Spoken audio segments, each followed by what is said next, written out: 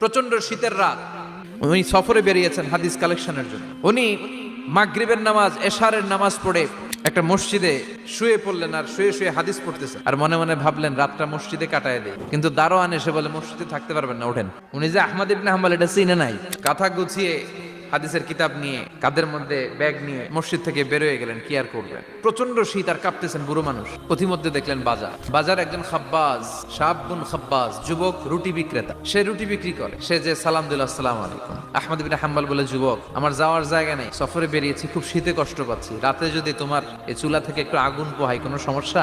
যুবক বলে, না না সমস্যা না, আহলান ওয়া সাহলান, বস আমদের, আসেন আসেন, আপনি আগুন পোহাইলে আমার সমস্যা কি? আল্লাহ শুকরিয়া করে উনি বসলেন আর আগুন পোহাচ্ছেন। আর খেয়াল করুন, যুবক রুটি বানায় আর পরে আস্তাগফিরুল্লাহ, রুটির দলা বানায় পরে আস্তাগফিরুল্লাহ, খামির বানায় আর পরে আস্তাগফিরুল্লাহ, খালি এইটাই পড়তেছে। ইমাম আহমদ ইবনে হাম্বল তো অবাক, কিরে এটা আবার কেমন যুবক, খালি আস্তাগফিরুল্লাহ। উনি প্রশ্ন করলেন, যুবক ঘটনা কি? আসার পর থেকেই তোমার দেখতেছি তুমি রুটি বানাও, রুটি বিক্রি করো আর পড়ো আস্তাগফিরুল্লাহ।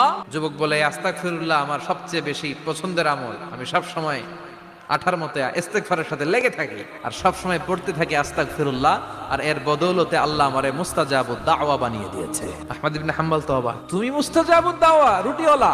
আমি এত বছর হাদিস পড়াই, আমিও তো মুস্তাজাবুদ দাওয়া না, তুমি দোয়া করলে সব কবুল হয়ে যায়? যুবক বলে, নাম আনা মুস্তাজাবুদ দাওয়া, আমি আমার জীবনে যত দোয়া করেছি কবুল করে নিয়েছে কে? সব দোয়া কবুল করে নিয়েছে আল্লাহ, একটা দোয়া ছাড়া। কি সেই দোয়া?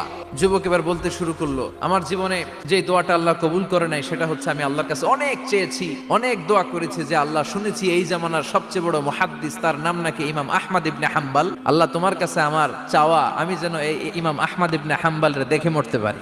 আহমদ ইবনে হাম্বল আবেগপ্রবণ হয়ে গেলেন, চোখের পানি ছেড়ে দিলেন, বললেন, যুবক তোমার এই দোয়াটাও কবুল হয়ে গিয়েছে, আহমদ ইবনে হাম্বল তোমার দরবারে ছুটে এসেছে। যুবক চোখের পানি ছেড়ে দেয়। যুবক চিৎকার মেরে ইমাম আহমদ ইবনে হাম্বলকে জড়িয়ে ধরে, হাতে হাত রেখে মুসাফা করে, কপালের মধ্যে চুমু খায় আর আল্লাহর শুকরিয়া করে বলে, ও ইমাম, আসলে এই দোয়াটাও আল্লাহ আজকে কবুল করে নিল।